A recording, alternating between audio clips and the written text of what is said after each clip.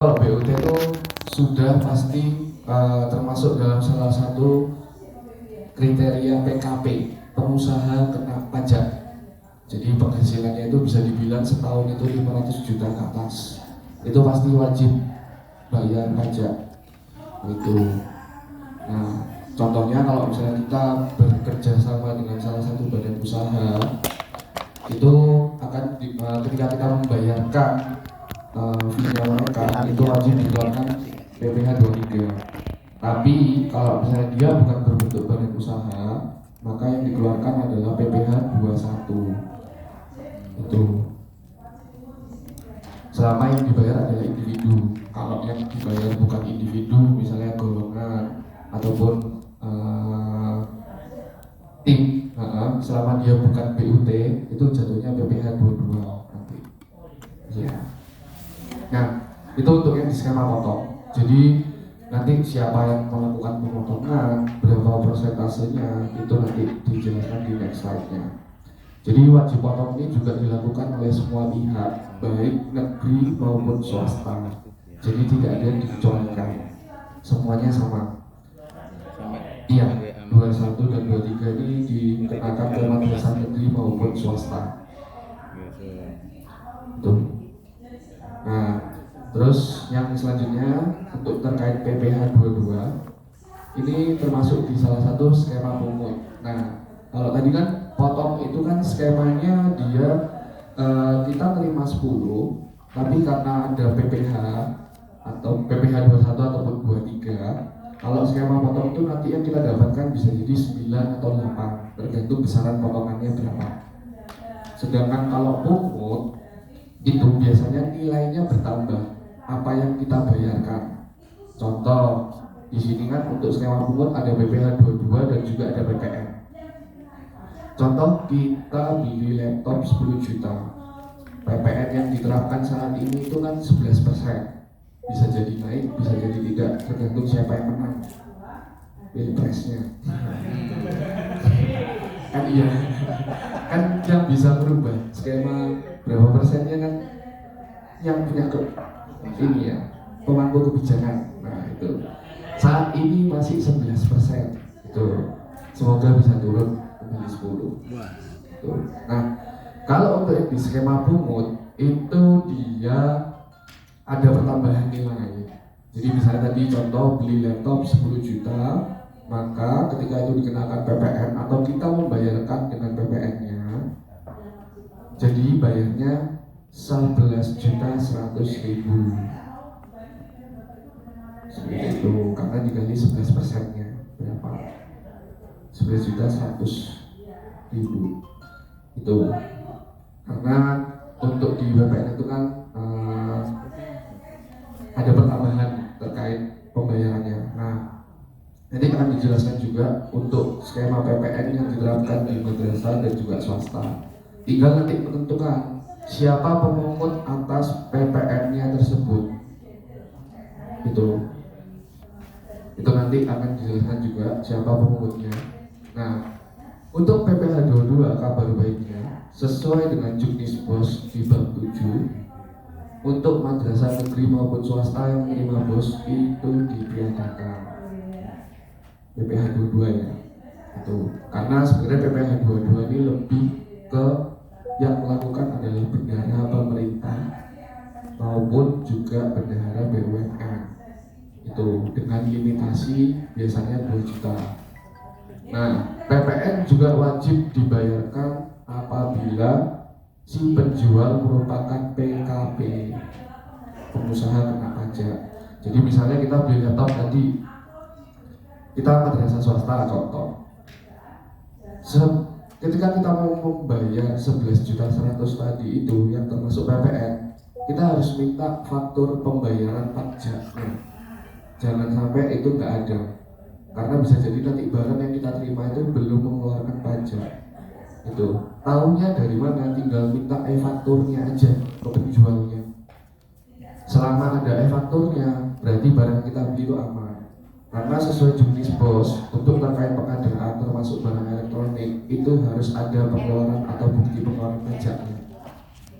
Jadi tidak boleh lagi kalau misalnya memang terus gimana mas kalau tokonya itu nggak bisa menerbitkan e-faktur atau menunjukkan bukti, cari toko yang lain. Terus kalau di pedalaman gimana mas? Ya harus nyari yang ada itunya, mau nggak mau supaya aman. Karena kalau misalnya itu nanti jadi temuan, itu bisa jadi ditarik barangnya nanti. Atau ya di kemudian hari disuruh mengeluarkan pajaknya. Nah, kalau bayar pajak sendiri, kalau setahu saya di Juknis Bos bab 7 itu yang bisa melakukan penyetoran pajak itu hanya madrasah negeri. Sedangkan swasta itu tidak bisa melakukan pemungutan terkait PPN. Jadi penjualnya sudah harus wajib yang memungut, iya, yang menyetorkan. Sedangkan kalau negeri itu ada perbedaannya ya di situ dia bisa melakukan pemungutan. Itu nanti jadi kalau negeri itu misalnya kita sebagai di swasta itu misalnya bayar 11.100.000 termasuk PPN. Sedangkan di negeri itu bisa bayar netnya aja, tapi nanti dikeluarkan sendiri PPN-nya dan disetorkan. Itu. Nah, selanjutnya ini penjelasan detail terkait bea materai. Jadi bea materai ini pajak yang dikenakan atas dokumen yang bersifat perdata atau bisa diperkarakan di kemudian hari kalau memang ada konflik, biasanya seperti itu. Nah, bea materai yang berlaku saat ini itu besarannya adalah Rp10.000. Itu apa saja sih yang bisa digunakan atau kita tempelkan bea materai? Itu ada listnya di depan. Yang pertama surat perjanjian, ini biasanya SPK, surat perjanjian kerjasama. Terus ada juga surat keterangan, terus surat pernyataan, ini seperti SPTJB atau SPTJM, surat pertanggungjawaban dan lain sebagainya. Intinya yang dia bersifat perdata dan juga bisa diajukan di pengadilan kalau memang ada ininya permasalahan, ya. Nah itu sudah sah, cukup seperti itu. Nah lalu apakah di transaksi itu wajib menggunakan bea materai? Tidak wajib selama dia di bawah 5 juta. Kalau dia di atas 5 juta wajib menggunakan bea materai, seperti itu. Jadi di sini surat berharga dengan nama dan dalam bentuk apapun, dokumen transaksi, dokumen lelang dan lain sebagainya. Itu. Nah sekarang bea materai apakah wajib ada di LPJ? Di LPJ. Nah, ya, kalau di LPJ tidak wajib, wajibnya di SPJ-nya. Kalau laporannya kan cuma ini aja ya, laporan pertanggungjawabannya aja. Kalau di surat pertanggungjawabannya baru itu. Yang di SPJ-nya aja cukup. Kalau LPJ kan mau nempel di mana laporannya. Itu. Jadi yang S bukan yang L. Nah, surat pertanggungjawabannya yang ditempelkan. Benar, padahal beda. Iya. Nah, lalu lanjut setelah bea materai, ini adalah skema untuk pemungutan dan pemotongan pajaknya. Seperti yang tadi sudah saya jelaskan di awal. Untuk pemotongan itu berarti nilai yang kita dapatkan itu pasti akan berkurang. Sedangkan untuk pemungutan bisa jadi nilai yang kita bayarkan itu bertambah. Seperti itu. Nah, pemotongan pajak ini siapa pihak yang wajib melakukan pemotongan? Adalah pihak yang membayarkan. Jadi misalnya kita sebagai madrasah membayar honor. Nah, siapa yang memotong? Ya, madrasahnya yang mengeluarkan PPh 21-nya. Tuh, jadi yang membayarkan adalah pihak yang wajib melakukan pemotongan dan penyetoran serta pelaporannya.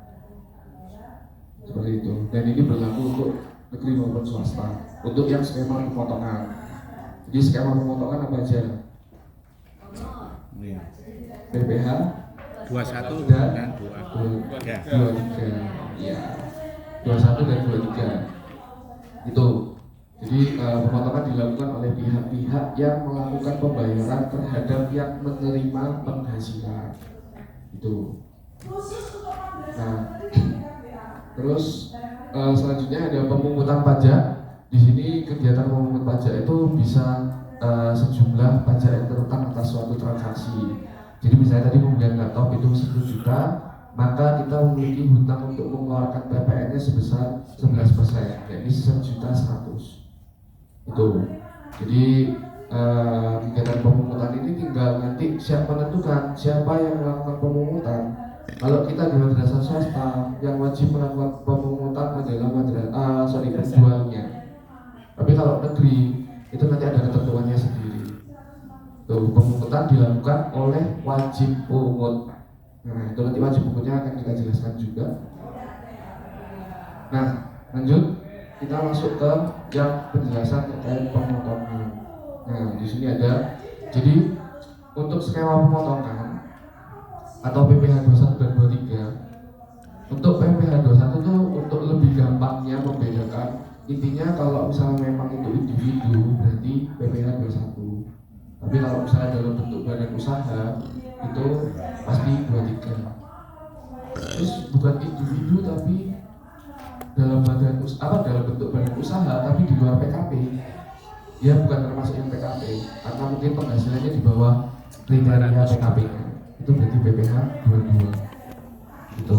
Jadi bukan individu termasuk badan usaha tapi bukan PKP. Itu jatuhnya 22. Nah, kalau 22 itu wajib dibayarkan apa enggak? Nah, jadi contoh misalnya fotokopi itu jatuhnya apa? Kita fotokopi di fotokopi biasa, jatuhnya 22. Wajib mengeluarkan PPN-nya? Tidak, karena PPh 22 untuk sumber dana bos tidak ditarik. Seperti itu. Jadi kalau misalnya untuk fotokopi, beda lagi kalau misalnya kita mungkin mencetak majalah ataupun mencetak buku entah buku pelajaran atau buku madrasahnya itu sendiri. Nah, itu kalau misalnya kita bekerjasama dengan salah satu percetakan, itu kena PPh 23. Itu nanti akan dijelaskan apa aja yang kena PPh 23. Itu jasa. Terus contoh misalnya kita di madrasah ada melakukan acara, lalu menyewa jasa catering. Cateringnya ini catering rumahan. Itu kenanya berapa berarti? 22. Ya. Itu jadi udah paham ya 21, 22, 23. Itu.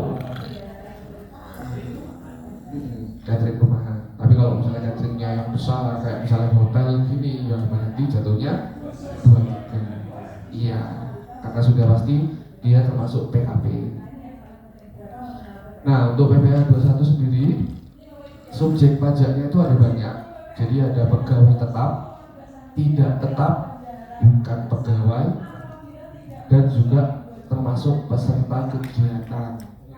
Nah, kayak kita nih nanti dapat uang harian, itu pasti nanti sudah termasuk dipotong pajak 21. Itu tuh, jadi nggak mesti hanya orang yang mendapatkan gaji atau bekerja saja.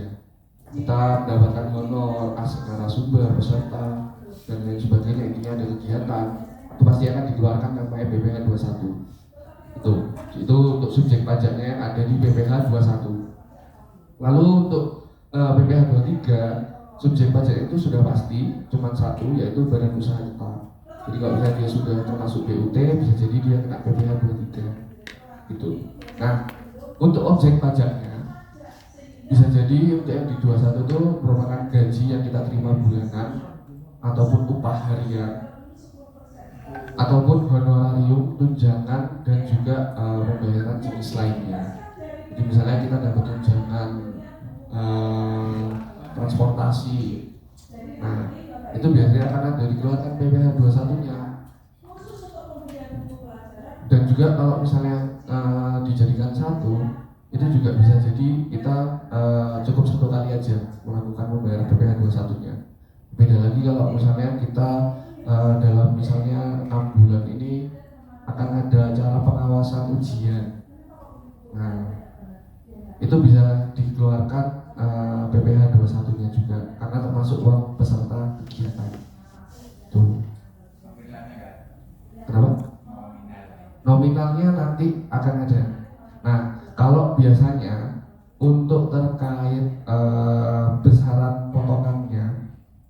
kalau yang termasuk dalam gaji ataupun upah yang kita masih terima harian ataupun bulanan, itu akan terkenanya biasanya progresif.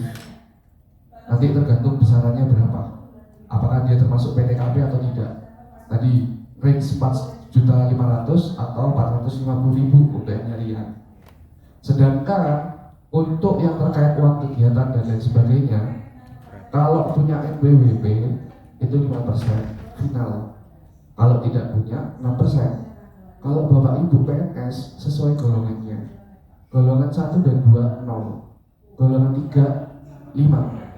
4 dan pemangku jabatan 15. Nah, semakin tinggi berarti semakin besar potongannya. Iya. Waduh. Itu. Jadi ada enaknya ada nggak enaknya. Pemangku jabatan itu gajinya besar tapi potongannya juga besar. Tuh. Untuk yang terkait PPh 23, objek pajaknya itu adalah bisa berupa dividen, bunga, royalti, atau sewa. Jadi kalau misalnya kita menyewa jasa, pasti akan ada pembayaran sewanya. Dan penghasilannya sehubungan dengan penggunaan harta, kecuali sewa tanah atau bangunan. Karena kalau untuk harta, kecuali kalau untuk tanah dan bangunan itu nanti ada beda sendiri lah ininya, skemanya. Nah, terus dari PPh 21 dan PPh 23 ini wajib potongnya itu di siapa? Yaitu adalah pihak yang membayarkan. 21 dan 23 sama. Misalnya saya menyewa LSP, ya berarti saya yang wajib mengeluarkan PPh 21. LSP kepada kita peserta itu berarti nanti yang wajib mengeluarkan siapa? Ya LSP untuk mengeluarkan PPh 21-nya per masing-masing peserta. Itu. Nah, kalau saya waktu bayar LSP ya berarti keluarkan PPh 23-nya si LSP. Dan saya melakukan penyetoran itu, atau pusat yang melakukan penyetoran. Intinya siapapun pihak yang melakukan pembayaran itulah yang melakukan pemotongan dan juga penyetoran beserta pelaporannya. Iya, itu untuk yang skema potong. Nah, kita masuk penjelasan lebih detail ke PPh 21. Nah, untuk PPh 21 sendiri itu terkait pembayaran gaji dan juga honor yang dibayarkan baik itu harian maupun bulanan yang biasa kita terima.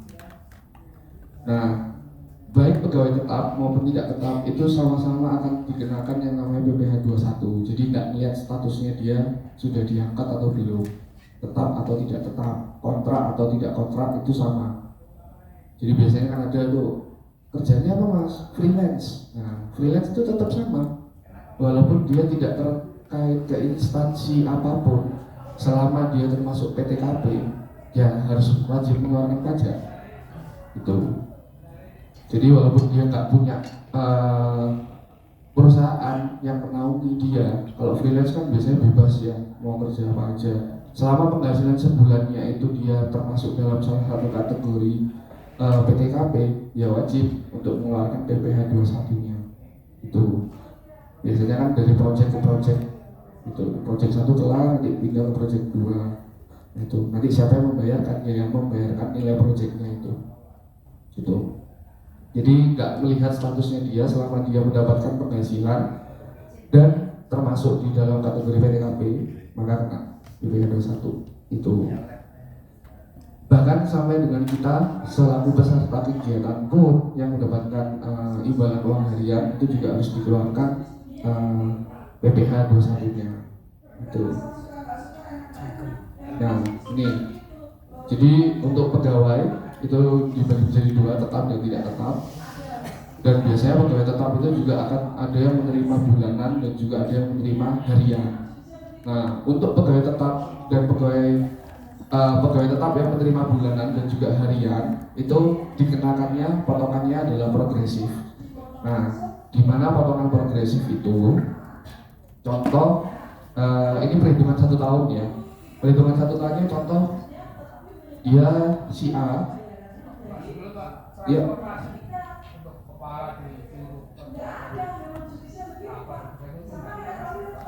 Tergantung, kalau misalnya itu dia dikenakan di transport kegiatan atas kegiatan itu wajib dikeluarkan PPh 21-nya. Tapi kalau itu sudah termasuk bulanannya dia sendiri, nah kalau sendiri dikeluarkan. Ya, nah nanti akan saya jelaskan untuk skema beban kerja. Bisa jadi transport itu nggak kena PPh 21 selama dia nanti dijadikan satu sama bulanannya dia. Dan di bawah PTKP itu bisa nggak dikeluarkan. Nanti kita jelaskan ya Pak ya. Nah, Oke, siap. ini untuk perhitungan yang pajak progresifnya dulu. Jadi misalnya si A dalam 1 tahun itu dia terima totalnya ya, total 120 juta dalam 1 tahun. Nah, perhitungan progresifnya gimana? Ini harus dicari dulu PTKP-nya. PTKP-nya berapa? Penghasilan tidak kena pajaknya berapa? Tahunnya dari mana?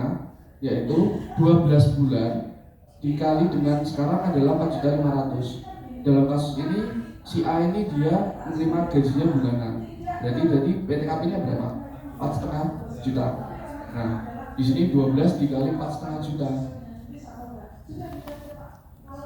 Untuk mencari terkait PTKP-nya. Nah, dari 12 kali 4,5 ini ketemunya sekitar 54 juta. Iya, itu. Nah, sorry, ini bukan PTKP, ini PT apa? Penghasilan kena pajaknya. Penghasilan kena pajaknya. Ini PKP. Iya. PKP-nya. Nah, Penghasilan kena pajak. ini bisa jadi nggak 4,5 juta kalau dia sudah ada tunjangan tanggungan anak. Kan ada K0, K1, K2 itu tergantung mengikuti. Saya coba contohin yang TK0 aja. Yang TK0. Ya, yang nggak ada tanggungannya, tidak ada kewajiban. Nah itu TK0. Nah ini 4,5 juta. Itu ketemunya 54 juta. Nah PTKP-nya itu berapa? Nah ini baru PTKP-nya. Total 120 ini 120 dikurangin 54 juta. Nah, ini ketemunya 66 juta. Ini adalah PTKP-nya. Ya. Nah, karena kita di situ sesuai dengan peraturan pemerintah itu dikenakan pajak progresif. Progresif itu ada 5%. Itu 0 sampai 50 juta. Iya, 0 sampai 50 juta. 15% itu 50 sampai 250 juta. Itu. Nah, ada lagi di bawah. Itu. Nah, ya.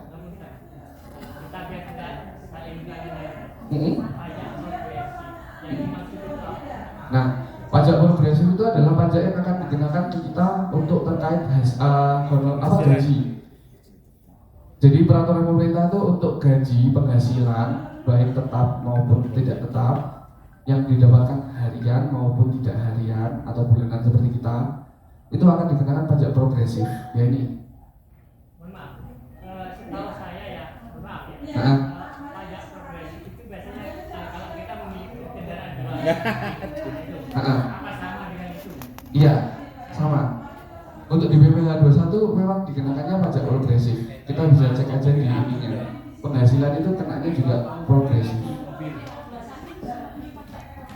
Iya, itu untuk pemotongan PPh 21 terkait pegawai tetap bulanan dan pegawai tetap harian pajaknya itu progresif berdasarkan PTKP dan PKP-nya. Jadi sama. Iya, sama.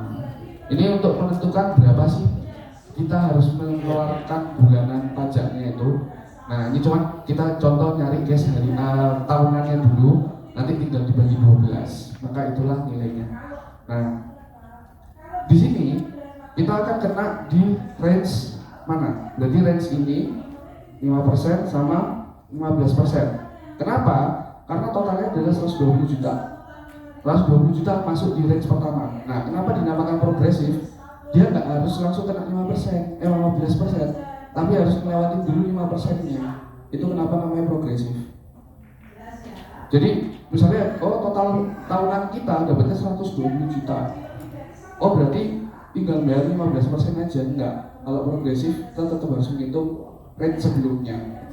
Itu 5%-nya. Nah, 5%-nya ini dari berapa? Nah, di sini kan kita ketemu PTKP-nya itu 66 juta. 50 jutanya itu kena 5%. Terus sisanya 16 juta itu kena 15%.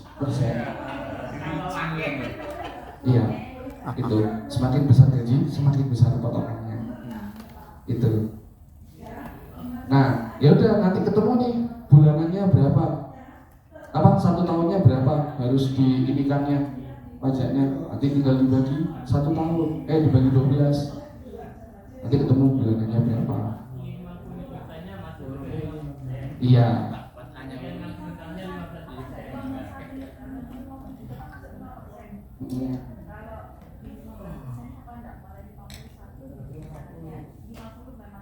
PTKP-nya berapa? Nah, nanti baru dimasukkan nih ke prosentasenya, rate-nya yang mana. Itu.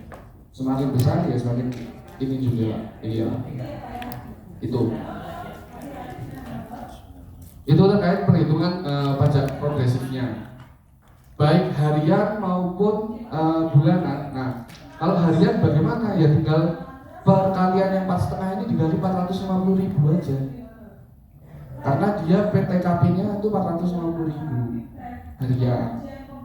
Tinggal diganti aja nominal yang ada di sini. Jadi nanti pasti ketemunya akan beda. Gitu. Nah, di situ kan ada tuh pegawai tidak tetap bulanan, ya kita tetap menghitungin penghasilan PTKP harian. Hariannya berapa? Penghasilan hariannya itu 450.000 per hari. Selama dia di bawah itu ya berarti tidak wajib membayarkan PPh 21-nya. Kalau dia di atas itu ya wajib. Nah, sekarang apakah ada case di madrasah pegawai harian sampai segitu? Nah, ada ya. Nah, itu berarti 51 bulan itu. Bulanan itu. Bulanan itu ya. Nah, 51 bulan. Mana RA? Iya, berarti nanti nggak akan ada yang kena harian gitu. Nah, sedangkan kalau akumulasi, jadi misalnya dia pegawai tidak tetap, tapi dia akumulasi itu sampai dengan 4,5 juta per bulan. Nah, itu tetap dikeluarkan PPh 21. Nah, lalu berapa untuk yang non pegawai, bukan pegawai atau sebagai peserta kegiatan? Seperti yang tadi sudah saya sampaikan, untuk yang non pegawai atau kita sebagai peserta kegiatan itu biasanya kena yang namanya PPh final, yaitu sebesar 5%. Nanti akan ada ininya. Nah, ini pajak progresif 5% PKP 50 juta, 0 sampai 50 juta, terus ya 50 juta lebih sampai dengan 250 itu 15%. 25% itu 250 sampai 500 dan seterusnya. Itu 50 juta itu dalam satu dicari dulu PTKP-nya. Nah, nanti itu dimasukkan, ini 5% ini yang dimasukkan ke yang kena pajaknya. Mas. Nah, dan itu langsung dibagi 1 tahun. Kalau mau tahu per bulannya berapa. Itu. Nah, untuk kita kalau acara itu kenanya PPh final 5%. Tuh. Jadi nanti kalau misalnya bapak ibu terima uang harian dari acara ini, dia kenanya akan 5%. Kalau nggak punya NPWP ya tinggal 6% berarti. Tapi kalau misalnya kita as ke PNS, masuknya di golongan, mengikuti golongannya masing-masing. Itu golongan berapa? Itu pejabat negara dan juga golongan 4 itu 15%. Kalau golongan 3 ya kenanya 5%. oleh 100 cuman kalau 55. Nah, ini untuk terkait penjelasan PPh 23 yang dia dikenakan oleh badan usaha tetap. Itu. Nah, terkait yang tadi PPh 21 itu sebenarnya kalau case di madrasah itu bisa menghindari yang namanya PPh 21. Contoh, kalau pakai skema beban kerja ya, Misalnya kita buat ini Januari, Februari, terus Maret, April, dan seterusnya. Nah, misalnya pegawai madrasah atau misalnya operator madrasah itu menerima menerima bulanannya kira-kira berapa Bu? 300? Lebih ya? Ya anggap 500 ribu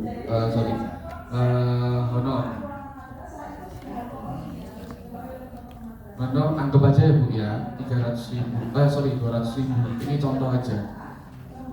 Nah 200 ribu ini kan berarti dibayarkan per bulannya. Contoh di bulan-bulan tertentu dia ada menjadi pengawas ujian, akan ada honor kan atas pengawas ujian. Kalau dia tidak dimasukkan ke skema beban kerja, dia harus dikeluarkan PPh 21-nya. Tapi kalau dia dimasukkan ke skema beban kerja, dia tidak akan kita bisa tidak membayarkan PPh 21-nya. Karena apa? Contoh, honornya contoh ya, ini 12 dikali 200, berarti 2.400.000 1 tahun ya. 2.400.000 ini tahunannya dia. Nah, apakah ini wajib membayar PPh 21? Tidak wajib. Oke, tidak wajib. Terus ternyata dia di bulan Juni, biasanya ujian bulan Juni ya. Juni itu ada honor untuk pengawas, misalnya 200 ribu juga di bulan Juni, 200 ribu. Nah, ini ketika termasuk kegiatan harus dikeluarkan PPh 21-nya. Tapi kalau misalnya ini dimasukkan ke bulanannya dia, tidak akan kena PPh 21. Gitu. Karena apa? Di bawah PTKP-nya, di bawah 4,5. Jadi dia tidak harus mengeluarkan PPh 21 atas kegiatannya. Terus ada pertanyaan lagi, berarti Mas kalau misalnya ada acara kegiatan pengawasan ujian intinya budgetnya 5 juta, 1 juta misalnya untuk bayar honorer, untuk bayar honor dari pengawasnya. Ya udah, berarti budgetnya jangan 5 juta lagi, tapi 4 juta. 1 jutanya dimasukkan kemana? Untuk menambahkan bayaran honornya. Supaya apa? Tidak kena PPh 21. Gitu. Iya, itu seni bukan ngakali. Beda. Lebih halus. Itu skema buat kerja. Jadi bisa aja nggak cuma pengawas ujian, tapi misalnya sudah tahu acara yang pasti ada di dalam setahun itu, dan maksudnya operatornya itu bakal terlibat juga, itu boleh dimasukkan.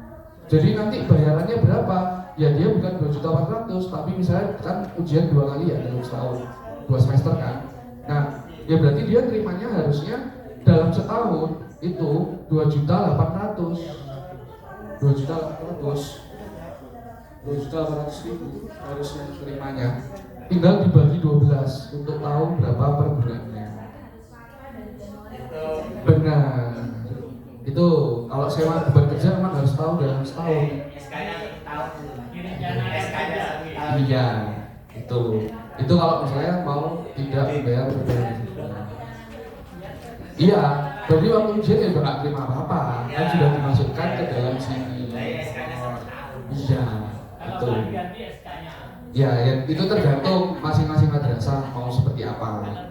Cuman kalau misalnya dia ingin tidak mengeluarkan PPh 21 atas kegiatannya, itu bisa dimasukkan ke skema beban kerja. Itu. Ini kan termasuk tadi untuk honor ujian gitu. Iya. Kalau koreksi Sama, terserah. Selama dijadikan satu atau dijadikan satu juga nggak masalah. Jadi misalnya nih, ini nggak cuma ini misalnya honornya tadi 2.400.000 ya per tahun. Misalnya dia sebagai apa? Operator EDM, operator emis, operator RKAM, operator terus ada berapa. Kalau ini sendiri-sendiri pasti akan dikeluarkan per masing-masingnya PPh 21. Tapi kalau misalnya itu dimasukkan ke dalam skema hubungan kerja selama di bawah 4,5, dia tuh bisa tidak melakukan bayaran. Aman. Per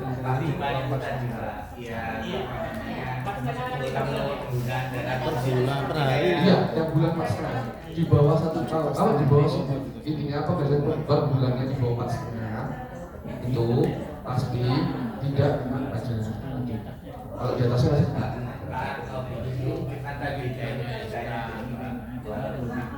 Liga itu presentasinya juga bisa tergantung dari case-case yang ada seperti itu. Jadi misalnya contoh tarif BPM pasal 23 itu sebenarnya 2%. Bagi rekanan yang tidak memiliki WPP, maka dia tarifnya 100% lebih tinggi. Berarti kenanya 4% kalau nggak punya NPWP itu. Nah, dikenakannya biasanya 15% dari jumlah bruto atas apanya, itu nanti ada. Itu untuk BPH 23. Intinya satu, kalau BPH 23 itu yang berkaitan dengan badan usaha tetap atau berkaitan dengan badan usaha. Iya. Nah, iya.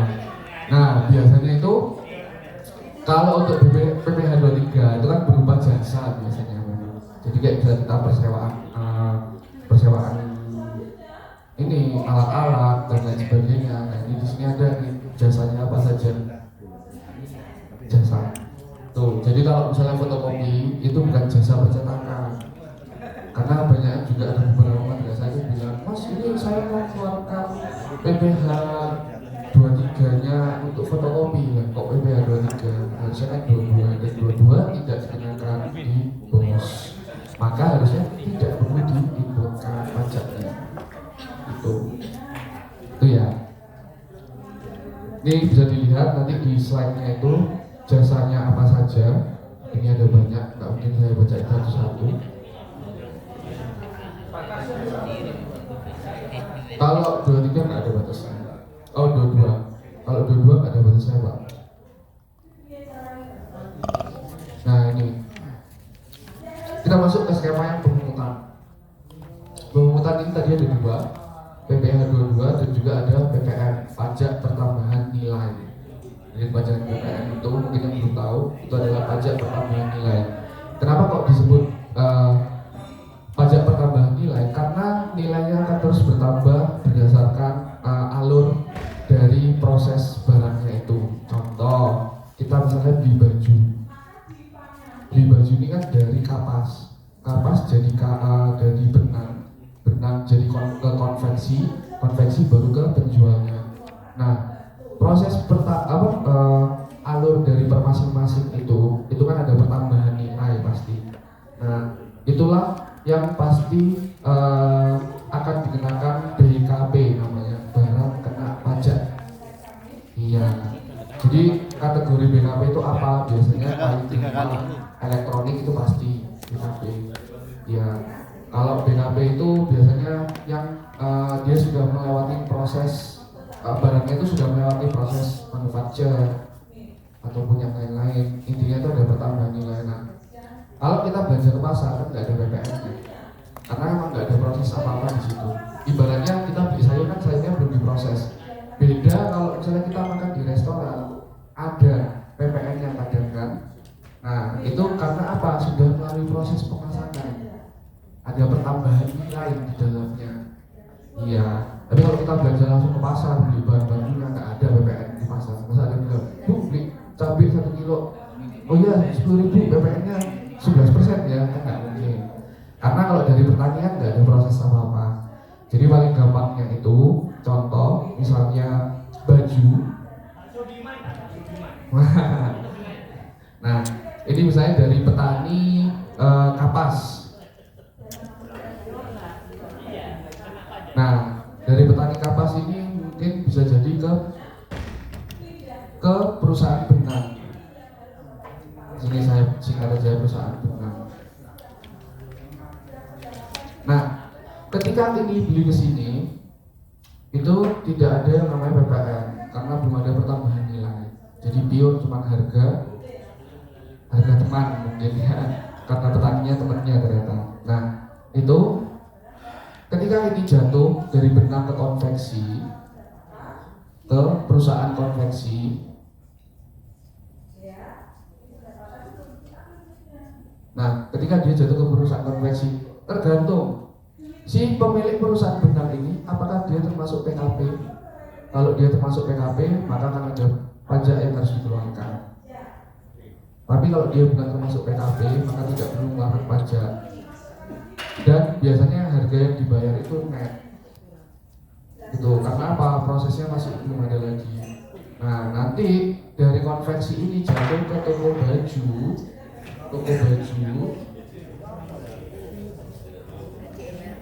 terus kita beli. Nah dari sini ke sini itu biasanya sudah ada pertambahan nilai, nggak mungkin. Karena apa? Di sini juga sudah ada pemrosesan terkait benangnya yang dijadikan baju. Itu dia wajib mengeluarkan dan wajib mengeluarkan PPN. Biasanya pembelian kita ke pabrik itu pasti akan ada PPN-nya. Nah nanti dari toko baju di markup lagi harganya, akhirnya kena lagi. Nah inilah yang dinamakan pajak pertambahan nilai. Karena kita nggak beli kapas, tapi belinya beli baju. Tuh. Nah, ya kalau paling simpel tadi di restoran itu kita beli di pasar kan nggak ada PPN-nya, tapi kalau masuk ke restoran itu ada PPN-nya. Ya karena ada pemrosesan di dalamnya. Itu kenapa dinamakan pajak pertambahan nilai. Nah PPN ini juga bisa dikenakan nggak mesti hanya di badan usaha, tapi di orang pribadi juga bisa. Tuh. Jadi misalnya beli laptop tadi, apakah kita perlu misalnya mengeluarkan pajaknya? Kalau laptop itu untuk pribadi, ya tergantung kita. Kita termasuk yang taat pajak atau enggak? Itu tergantung kita sendiri. Kalau memang untuk pribadi, tapi kalau untuk madrasah, kan itu akan jadi yang namanya aset. Wajib untuk mengeluarkan pajaknya. Itu. Tapi kalau untuk kita pribadi, misalnya ini contoh beli di Batam aja, nggak pakai cukai. Nah, kayak gitu. Itu berarti termasuk pribadi. Nah, pribadi ini boleh bayar pakai PPN atau enggak. Tergantung dari pribadi masing-masing. Tuh. Nah, terus juga ada yang namanya barang kena pajak seperti yang tadi saya jelaskan. Skemanya itu apa? Kapan dia dikategorikan sebagai barang kena pajak? Nah, dari barang kena pajak itu juga ada jasa kena pajak. Ada juga PKP, pengusaha kena pajak.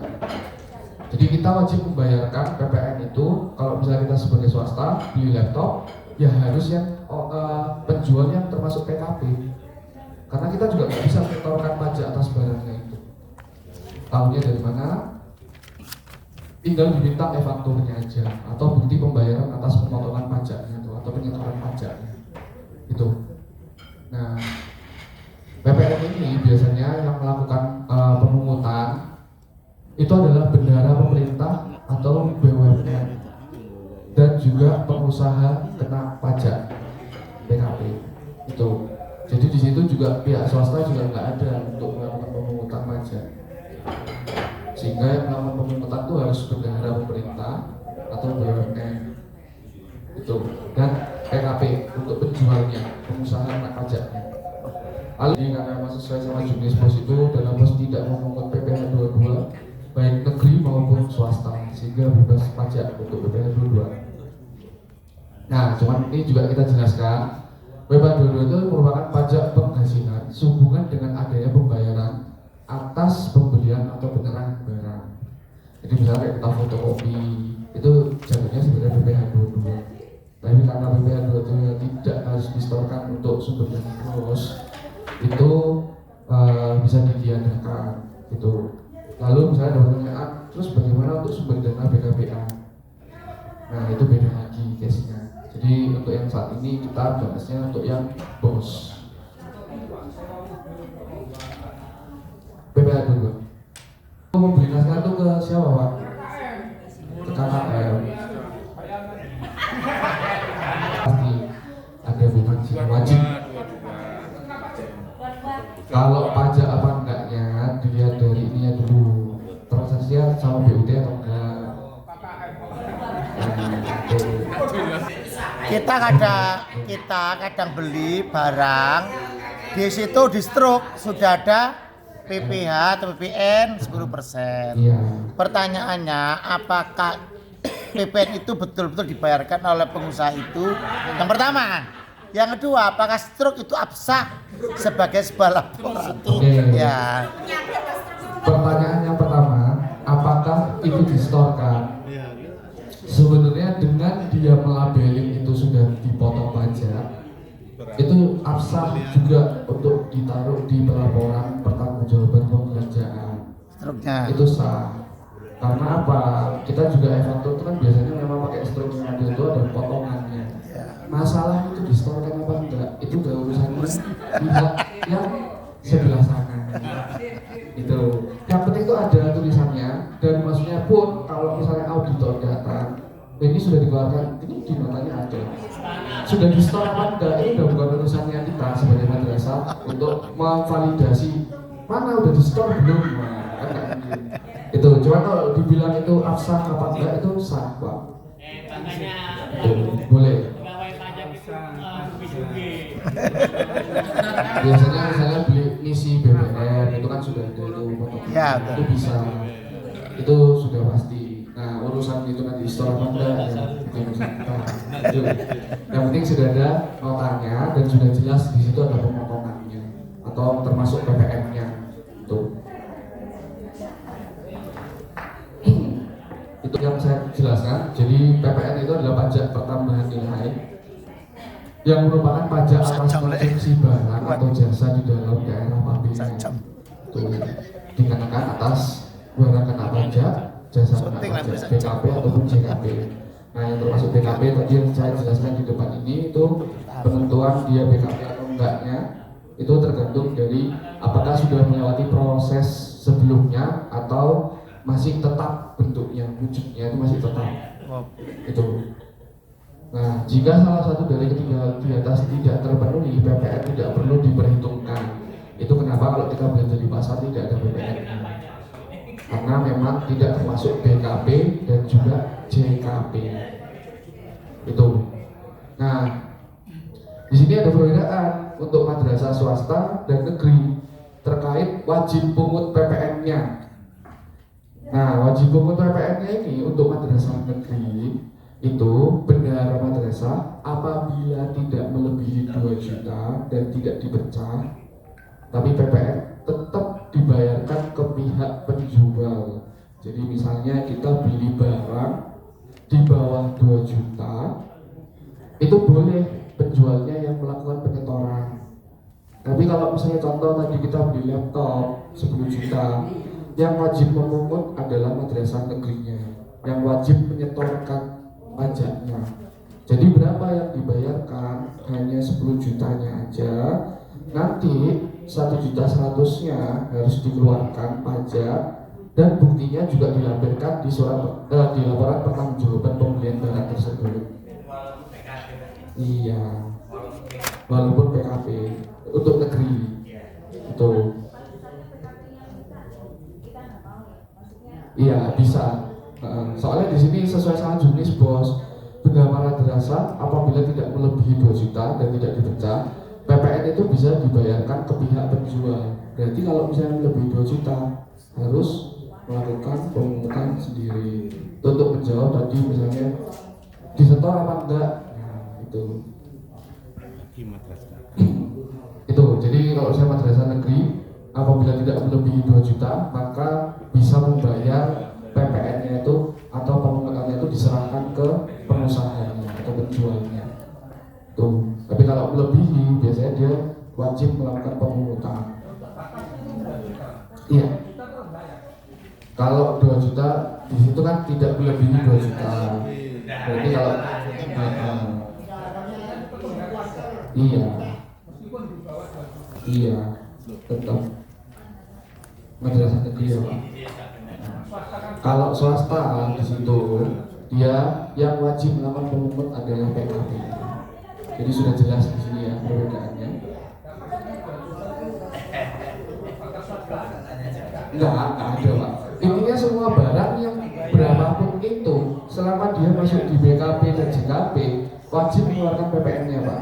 Tinggal siapa yang melakukan pemungutan, ya kita kembali ke situ. Kalau di bawah 2 juta, madrasah negeri boleh membayarkan penyetoran pajak atas pertambahan nilainya ini ke pengusahanya atau penjualnya. Iya. Sedangkan kalau swasta mau berapapun belanjanya cuma 10.000 misalnya udah kena pajak, ya tetap aja nggak boleh melakukan pemungutan. Itu yang wajib menyetorkan adalah PKP-nya atau penjualnya. Kalau tidak PKP ya jangan beli di pembeli yang PKP itu. Nah, ini kan saya cuma ini ya, maksudnya tuh saya juga tahu kondisinya, itu pasti banyak yang bukan PKP gitu. Nah, ya sebisa mungkin karena kita harus mengikuti Jungkis Bos juga. Di sini mau tulisnya wajib yang ada PKP-nya. Mungkin untuk pembelian yang sifatnya ini ya banyak ya atau melebihi jumlah misalnya 1 juta, 2 juta gitu, wajib lah ada PKP-nya. Oh iya. Iya. Saya tanya Pak, ini kan ada madrasah swasta, Serius penerimaan itu miliaran. Nah, untuk pembelanjaan tentu saja sangat sulit untuk menghindari 2 juta ke bawah itu sangat sulit. Sedangkan para penjual baik di Gresik maupun di Surabaya mengalami keperluan yang berbeda-beda, jelas bukan PKP. Benar, pasti jarang memang. Konsekuensinya kan ada 2, 1 melanggar pajak tapi uang habis itu belanja. Iya. 2 kita taat pajak tapi uang nggak habis-habis. Iya. Iya kan? Iya. Nah, ini kan butuh solusi. Iya. Tolong berikan solusi. Sebenarnya kalau ini ya, cuman saya sebenarnya tahu kalau ini boleh atau enggak.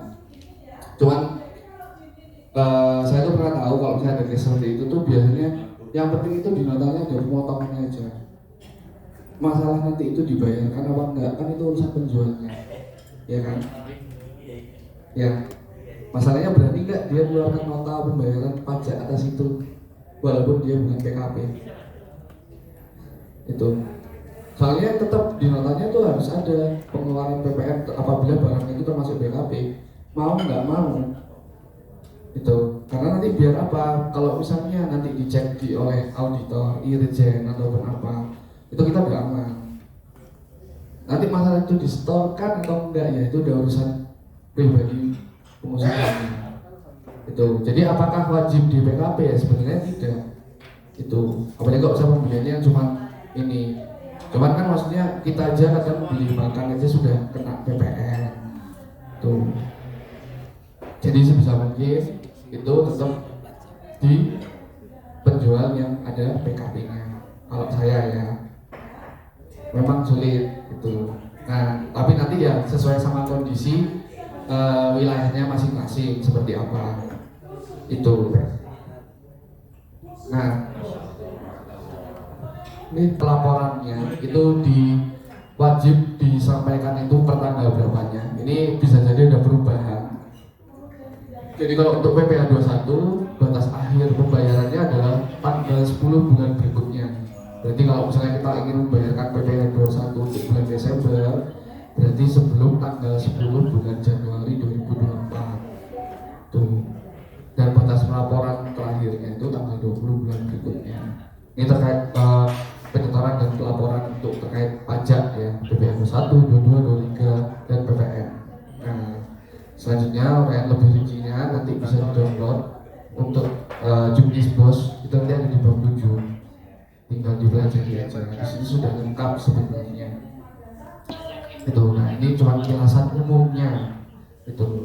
Nah, selesai. Tinggal kita komputer. Siap. Nanti sampai setengah 10 ya Pak. Ya.